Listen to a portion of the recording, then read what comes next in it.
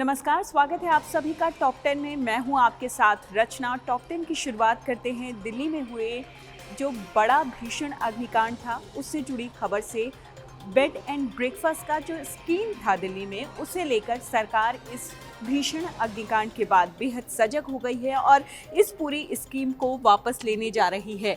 और इसके अलावा सीएम रेखा गुप्ता ने कई सारे बड़े फैसले किए हैं और साथ में खबर ये है कि मुख्यमंत्री रेखा गुप्ता ने तुरंत एक्शन लेते हुए मजिस्ट्रेट जांच के आदेश तो दे ही दिए थे। पीड़ितों के लिए मुआवजे का भी ऐलान किया जा चुका है और दिल्ली भर में फायर सेफ्टी चेकिंग का एक बड़ा अभियान शुरू किया जा रहा है, जिसके निर्देश दे दिए गए हैं। नियमों की अनदेखी करने वाले जो भी अवैध रूप से इस तरह का कोई भी कारोबार चला रहे हैं, उसे अगर वो फायर सेफ्टी नॉर्म्स जो हैं उसे पूरा नहीं कर रहे हैं खास तौर पर, तो उसे तुरंत ही वहीं के वहीं सील करने के आदेश जारी कर लिए गए हैं। तो इतने बड़े अग्निकांड के बाद एक बड़ा फैसला जो है दिल्ली सरकार की तरफ से आया ज़रूर है, लेकिन इस तरह के सेफ्टी नॉर्म्स को चेक करना, इस तरह से अवैध तरीके से जो बेड एंड ब्रेकफास्ट या इस तरह की कोई भी चीज़ चला रहे हैं, उस पर हथौड़ा बहुत पहले चल जाना चाहिए था। खैर, खबर में आगे बढ़ते हैं। दिल्ली में हुई है झमाझम बारिश, केरल में पहुंच चुका है मॉनसून, पूरे उत्तर भारत में छाए हुए हैं काले बादल। तो अगले कुछ दिन उत्तर भारत में अच्छी खासी बारिश होने की संभावना है। मॉनसून केरल में पहुंच चुका है और मॉनसून को लेकर केरल के कुछ ज़िले हैं जिसमें कोट्टायम जैसे ज़िले हैं, वहाँ पर ऑरेंज और येलो अलर्ट भी जारी किया गया है। मौसम विभाग ने ये कहा है कि उत्तर भारत में भी अभी बारिश होती रहेगी, लेकिन मॉनसून यहाँ तक पहुँचने में थोड़ा सा वक्त है। 25 से 30 जून के बीच उत्तर भारत की तरफ मॉनसून बढ़ेगा। लेकिन आने वाले जो 2-4 दिन हैं वो दिल्ली वालों को खुश करने वाले हैं। अगर आप भी दिल्ली एनसीआर में रहते हैं तो अच्छे मौसम का मज़ा उठा सकते हैं, क्योंकि आने वाले 2-4 दिनों में दिल्ली एनसीआर में अच्छी खासी बारिश, मौसम सुहावना रहने की पूरी उम्मीद की जा रही है। अब बढ़ते हैं दिन की अगली बड़ी खबर की तरफ। ममता बनर्जी पर नई एफआईआर। ममता बनर्जी और उनकी पार्टी बड़ी मुश्किल में दिखाई तो दे ही रही है। जब से इलेक्शन के नतीजे सामने आए हैं, ममता बनर्जी की कुर्सी गई है, तब से टीएमसी में फूट पड़ चुकी है। ये तमाम अपडेट्स हम आपको लगातार दे रहे हैं, लेकिन आज एक बड़ा अपडेट ममता बनर्जी को लेकर ये है कि उन पर एफआईआर, बहुत सारी एफआईआर के बीच एक और एफआईआर की गई है, लेकिन ये एफआईआर की है Siliguri cyber crime police station में, और वहाँ पर विरोधी कमेंट करने के आरोप में ये एफआईआर दर्ज कराई गई है। और जिन्होंने ये एफआईआर दर्ज कराई है वो है वकील रिंकी सेन चैटर्जी। उन्होंने कहा है कि सीएम रहते हुए ममता बनर्जी ने कुछ देश विरोधी कमेंट किए, जिसका बुरा असर हुआ। उनके मुताबिक ममता बनर्जी ने बांग्लादेश में हुई उस्मान हादी की हत्या को लेकर कुछ ऐसे कमेंट किए थे जिससे दोनों देशों के रिश्तों के बीच थोड़ी खटास पैदा हुई, और ऐसी स्थिति पैदा हुई जिसे बेहद अच्छा तो नहीं कहा जा सकता, जिसे बेहद उन्मादी कहा जा सकता है। और दोनों देशों के बीच टकराव की जो स्थिति है, जो वातावरण है दोनों देशों के बीच, उस कमेंट को लेकर वो पैदा हो गया।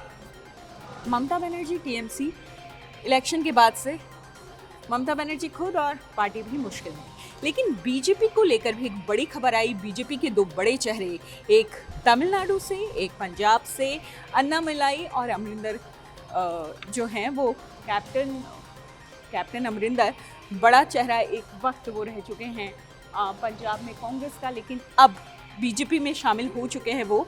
अब इन दोनों को लेकर एक बड़ी खबर ये है कि अन्नामलाई बेहद खफा चल रहे हैं। ये बात बहुत दिन से मीडिया में हर रोज़ खबरें आ रही थी, इसे लेकर हर रोज़ चल रही थी ये बातें मीडिया में, लेकिन अब खबर ये है कि उन्होंने अपना जो प्राइमरी मेंबरशिप होती है बीजेपी से, उसे इस्तीफ़ा देने का मन बना लिया है और हो सकता है कि 6 जून को वो इसका ऐलान करें। आपको बता दें, ऐसी सिर्फ खबरें अभी चल रही हैं, इन खबरों की पुष्टि हो इसके लिए थोड़ा वक्त लगेगा। उन्होंने 5 जून को बीजेपी की प्राथमिक सदस्यता से इस्तीफा देने की उनकी बात कही जा रही है। और उधर कैप्टन अमरिंदर की बात करें तो खबर ये है कि कैप्टन अमरिंदर कांग्रेस में वापसी कर सकते हैं। जो सूत्रों के हवाले से खबर सामने आई है उसके मुताबिक अटकलें तेज हो गई हैं, क्योंकि हरियाणा के पूर्व सीएम भूपेंद्र सिंह हुड्डा ने ये कहा है कि पूर्व मुख्यमंत्री कैप्टन अमरिंदर सिंह कांग्रेस के साथ जो हैं वो संपर्क में हैं। और आपको बता दें, कैप्टन अमरिंदर सिंह बहुत लंबे वक्त तक कांग्रेस का एक बड़ा चेहरा पंजाब में रह चुके हैं। हो सकता है, हालांकि कैप्टन अमरिंदर से जब इस बारे में सवाल पूछा गया तो उन्होंने साफ तौर पर कहा, मैं बीजेपी छोड़कर कहीं नहीं जा रहा हूँ। कैप्टन ने यह भी कहा है कि भले ही पंजाब अध्यक्ष के तौर पर केवल सिंह ढिल्लों की नियुक्ति का लगातार वो विरोध करें, लेकिन फिलहाल बीजेपी छोड़ने का उनका मन कतई नहीं है। लेकिन इन सब के बावजूद खबर ये है कि हो सकता है वो घर वापसी करें, हो सकता है कि वो कांग्रेस में फिर से शामिल हो जाएं, क्योंकि बीजेपी में उन्हें वो मान सम्मान, उन्हें वो ओहदा नहीं दिया जा रहा है जो वो इच्छा रखते हैं। चलिए खबरों में आगे बढ़ते हैं। एक बड़ी तस्वीर, कांग्रेस को एक सीट देकर सीएम विजय ने खेला है क्या बड़ा गेम।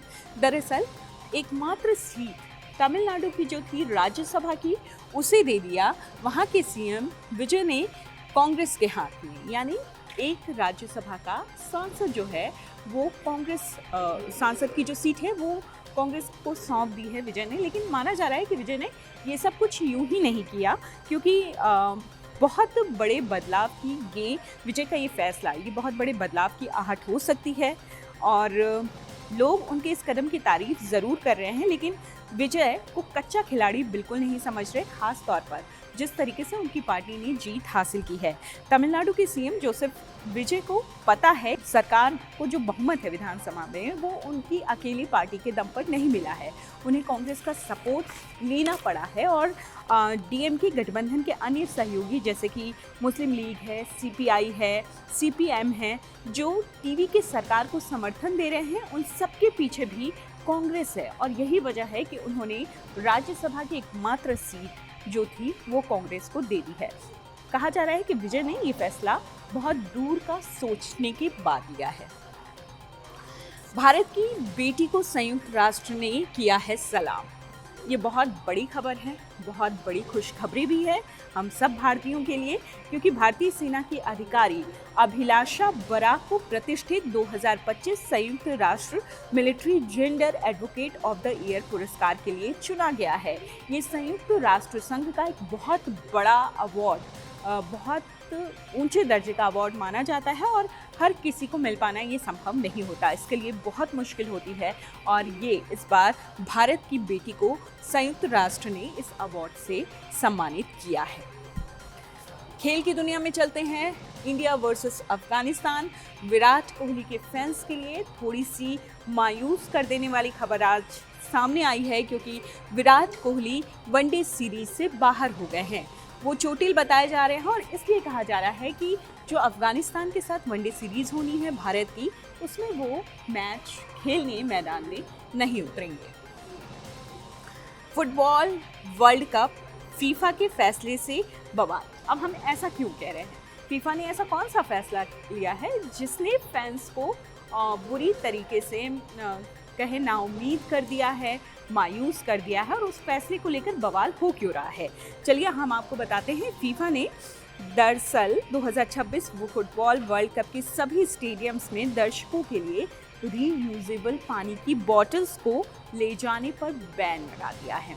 सुनने में थोड़ी छोटी सी बात लगती है, लेकिन ये बात बहुत बड़ी है, जिससे फैंस बेहद नाराज़ हैं, फुटबॉल प्रेमी बहुत नाराज़ हैं। सुरक्षा के कारणों का हवाला देते हुए फीफा ने स्टेडियम कोड ऑफ कंडक्ट में बदलाव किया है और बढ़ती गर्मी को देखते हुए फैंस ने ये चिंता जाहिर की है कि ऐसे वक्त में फीफा का ये फैसला उनके लिए अच्छा साबित नहीं होगा। फीफा ने हाइड्रेशन स्टेशन, कूलिंग टेंट और अन्य सुविधाओं का भरोसा ज़रूर जताया है, लेकिन रीयूजेबल पानी की बोतल ना ले जाने की वजह से फैंस ज़्यादा नाराज़ दिखाई दे रहे हैं। फिल्म मेकर पहलाज निहलानी का निधन। अपने दौर के जाने माने फिल्म निर्माता, फिल्म मेकर पहलाज निहलानी आज नहीं रहे। 76 ईयर वो पूरे कर चुके थे और आज उनका निधन हो गया। कहा जा रहा है कि काफ़ी वक्त से वो बीमार चल रहे थे और बहुत सारी उनकी फिल्मों की लिस्ट है। आंखें, अंदाज, शोला और शबनम, तलाश, रंगीला राजा और जूली 2, ये तमाम फिल्में पहलाज निहलानी ने बनाई थी और उनका निधन हो गया।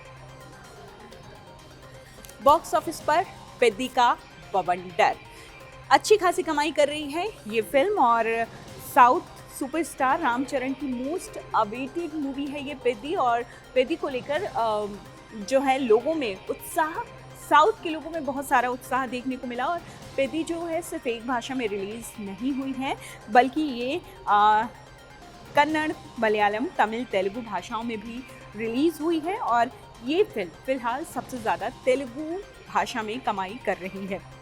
फिल्म ने अब तक टोटल यानी प्री बुकिंग से भी और अब तक भी कुल मिलाकर 44.12 करोड़ रुपए कमा लिए हैं। कहानी कैसी है इसका खुलासा हम नहीं करेंगे, आप जाइए थिएटर में देखिए अगर आप चाहते हैं पेद्दी की कहानी जानना और देखना। तो हालांकि दर्शकों को अच्छा खासा रिस्पॉन्स रामचरण की इस फिल्म को मिल रहा है। तो ये थी आज की टॉप 10 खबरें। दिन भर में ये खबरें जो हैं वो काफ़ी ऊपर रही। लगातार अपडेट्स के लिए हमारे साथ बने रहिए।